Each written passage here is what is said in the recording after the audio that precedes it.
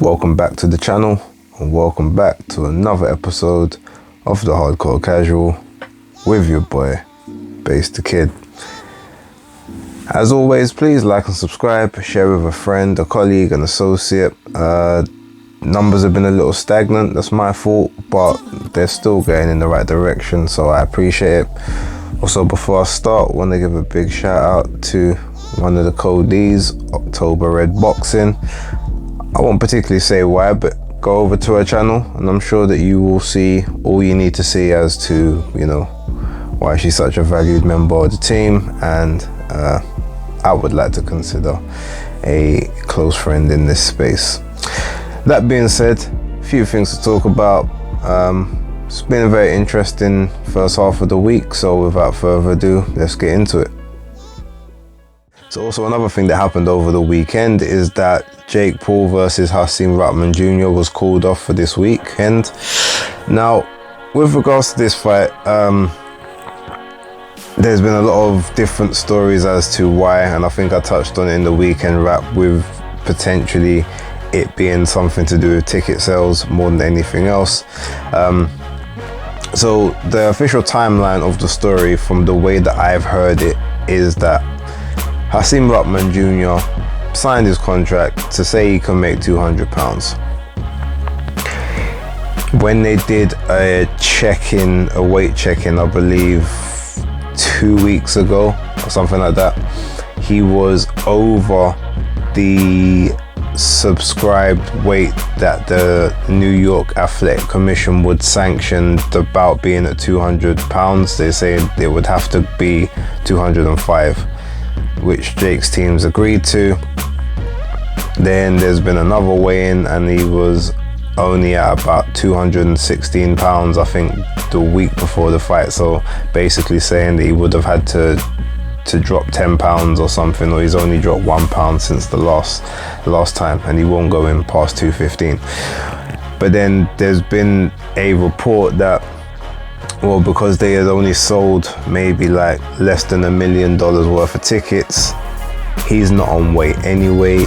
It makes sense to just kind of, get rid of the fight, just to, they're gonna lose their deposit with Madison Square Garden, but it's better than losing the rest of the cash, because the event's not gonna make much. So, clear the fight off the schedule and just kind of keep it moving that way. Now, the fallout is more so for the rest of the card that, have been training, have been expecting this payday. Most specifically, like Amanda Serrano. So this is definitely now one of those times when, taking the path of least resistance is your downfall. And unfortunately for her, this is probably another lesson learned, that you don't, when you've got opportunities for to gain either the best paydays or comparable paydays to your best paydays, like this is, you don't shy away from those. You don't go the opposite direction looking for alternatives. And hopefully she can get out there and make some of the money back. I'm guessing she would have lost in camp, or maybe Jake might subsidize her, give her a little change or whatever, because it's not like he hasn't got it to give. And since he is her manager and promoter thus far, maybe it make that would be my play. But with regards to this actual this whole situation of like who's to blame and whatnot, well, ultimately Jake Paul, Showtime, Steven Espinoza, they're the ones who called off the fight. So they're the reasons the fight isn't happening, for whatever reason they deem it to be. They're the reason it's not happening. On Hasim Rahman's part, I will agree with a lot of takes that I've seen, essentially that it was very unprofessional of him. Like, he signed the contract, complained about the money for the contract. Okay, well, you signed it, so the money you was happy with it when you got it, whether it was more than whatever you've earned before, whatever the case may be. But you've signed the contract, you haven't adhered to your part. Now, you haven't officially come in overweight because there was no weights to happen. But saying that you can't make the 200 after you sign the contract is unprofessional, and there's definitely blame on that side. That being said, I mean, Jake Paul's had big size advantages against opponents in the past. So what's the difference here, apart from maybe the fact because this guy's a legit boxer? So you say, okay, well, yeah, I'm undersized against him, and he's got a huge amateur career. He's an actual boxer, so I should at least get parity in fairness. I don't know.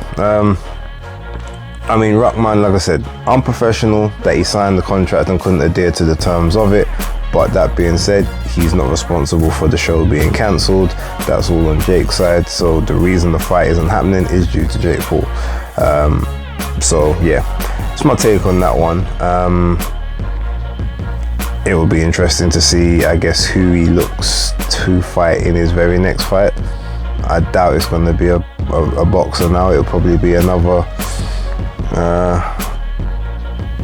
faded MMA guy potentially. Although, actually, no, that's a lie. I've heard a rumor. I've heard two rumors actually. Number one, he could potentially look to fight Anderson Silva, which, if that happens, like, Anderson will beat him 100%. But I also heard a rumor that there's a potential that he might be looking at someone like Julio Cesar Chavez Jr.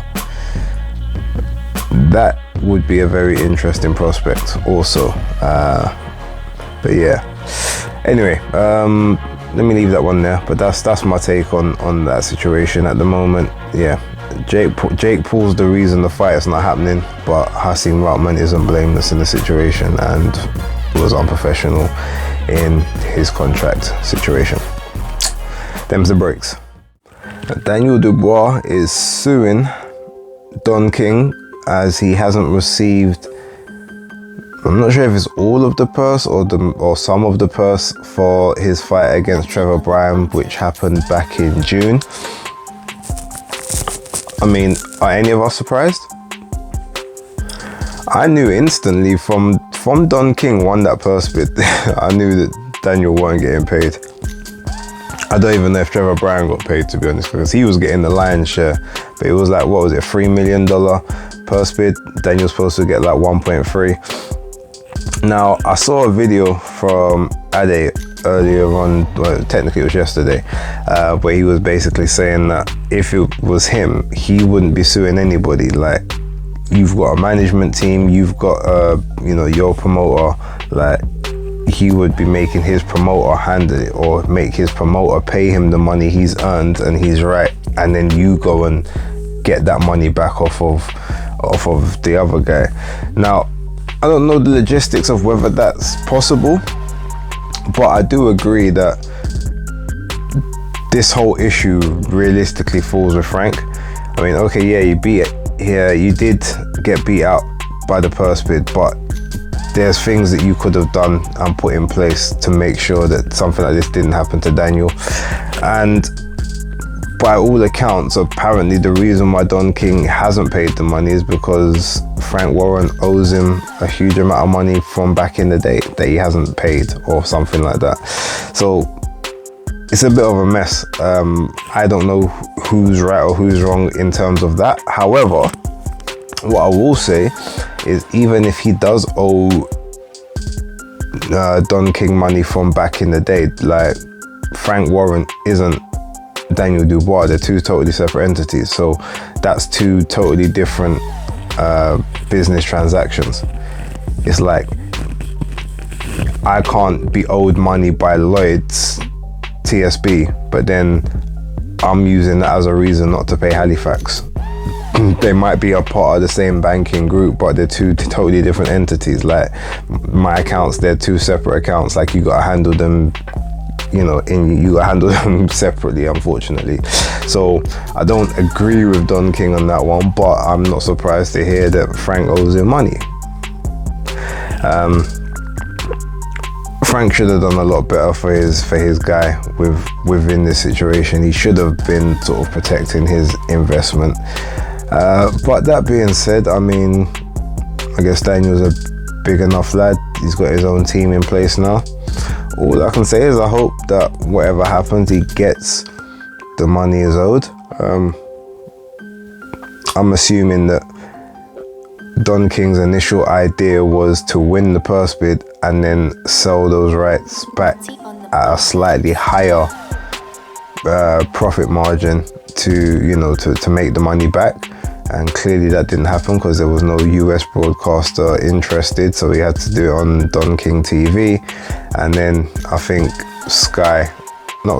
BT Sports, what did they pay? They literally, I think they gave like an eighth of the money. It was like $475,000 from the 3 million pot. So that's somewhere around sort of an eighth of it, a sixth, whatever. And yeah, so they was like, okay, well, that's what we'll give you for the UK rights. And yeah, and apparently that's the only bit that's been Daniel's received. So I think he's owed another 700,000, something like that, 600,000. I hope he gets it. But yeah, lessons learned. It looks like it's unfortunate, but them's the breaks. So I think it was announced last week, or very, very early this week, or even over the weekend, that essentially the Canelo versus Triple G fight is going to be on DAZN pay-per-view in the UK as well as the US now, with a price point of $9.99 for existing subscribers, and I think $17.98 for brand new subscribers, but also they get a month's DAZN free with that. And I think it's $64.99 in America, and then $84.99 if you don't have a subscription or something like that. Now, I have an issue with this, not necessarily in the price, because ultimately I'm gonna pay for the fight. I want to watch that fight, and from what I see, the undercard is hella good, so I don't necessarily have an issue with paying for the fight itself, but I have an issue with the principles of it all. We were told when the fight was made that that fight wouldn't be pay-per-view on our subscription in the UK. A 5 a.m. or 4:30 a.m. main event, and if pay-per-view that starts at 1, it's a case of we were told it was going to be a part of our subscription. We are not the US, so that's their prime market for that. So if you want to charge them, it's one thing. Personally, I feel like anyone who's got an existing subscription should get it for free. But then if you have new people that wanted to watch it, then okay, maybe you charge them $14.99 or $17.98 and then give them the month of DAZN for free as well to see if they want it. But my biggest issue is, since this DAZN pay-per-view platform come in, like, there's been a lot of iffy things. Now, we obviously didn't have to pay for Canelo versus Bivol, but that was obviously pay-per-view in the US. But in the space of, let's see, so March, June, July, August, and September. So in the space of 5 months, we now actually have 3 DAZN pay-per-view events across, could technically be 4, because I don't know if AJ versus Usyk might end up being DAZN pay-per-view in the States. I know DAZN have got the rights for it, but I don't know if that's the case. But we had Bivol and Canelo. You've got KSI and Wasabi, obviously a totally different audience, but that's still DAZN pay-per-view. And you've potentially got AJ versus Usyk too, and now you've got Canelo versus Golovkin. So that's 4 quote-unquote pay-per-view events in 5 months. We'll say 3 because we only know about 3, but potentially 4. Also, if Conor Benn and Chris Eubank Jr. comes off, that's gonna be pay-per-view in October. So what happened to, you know, pay-per-view being dead, or being dead at a certain price point, or only being made for like the biggest of fights? Like, I'm sorry, Chris Eubank Jr. and Conor Benn is not the biggest of fights. It's a novelty fight based off of their dads, but it doesn't generate enough of an interest at this particular point to say that should be on pay-per-view. I know it would have been on pay-per-view on Sky as well, so I'm not holding them to some unrealistic standard, but if you say that it's gonna only be for the creme de la creme or the biggest of stars, well, they're not the biggest of stars. Canelo in the US, yeah, cool, but you told us that wasn't a part of ours, so why are we now paying for it? It just sounds like the whole plan is getting, it looks like the whole plan's getting down the drain at this point. It's very frustrating. I'm not going to labor on too much, but I feel like Joe Markowski needs to come out and clear up a lot of this stuff, because he's been very, very silent on Twitter with the criticisms that I've been seeing, but he's responding to other little frivolous stuff.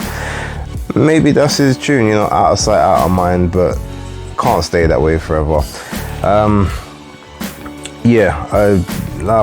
I've said several times the Zone have handled a few things quite poorly, if I'm being honest, and there hasn't even been a huge amount of content on the platform over the last 5 months, to be fair. So yeah, they're gonna need to fix up on that, basically. Last but not least, rumor has it that Joseph Parker and Joe Joyce have actually agreed a date for their long muted fight, which was supposed to be happening in July initially, supposed to be for the 24th of September at the Manchester AO Arena, and apparently it will be a BT Sport box office event. Now, funny, I was obviously just talking about box office with the Zone stuff. If it is the case, I will definitely buy the box office. I will even actually try and get tickets, because I haven't been to Manchester in a while, and I feel like that would actually be a good fight to go to. So it's still a rumor at this point, but apparently it's supposed to be a press conference next Wednesday. So we'll see if that's the case. But if it does come off, hey, all good. I mean, it's a great fight for both of them. I think both of them kind of need that type of test at this point in their careers. And I would actually edge Joseph Parker for that fight. But I'll wait until it's obviously officially announced before I do any further developments on it. But yeah, I definitely wanted to just throw that in there. It looks like it could be happening, so yeah, good times. Thank you for watching this video. I will be back with Basis Picks. It will either be later on today, or it might have to be very, very early Saturday, because I may not be around during the day on Friday. So yeah, you might get that later on today instead of Friday. But yeah, there'll normally be weekend wrap. There might even be another episode of Hardcore Casual on Saturday before the fights drop, but we will see.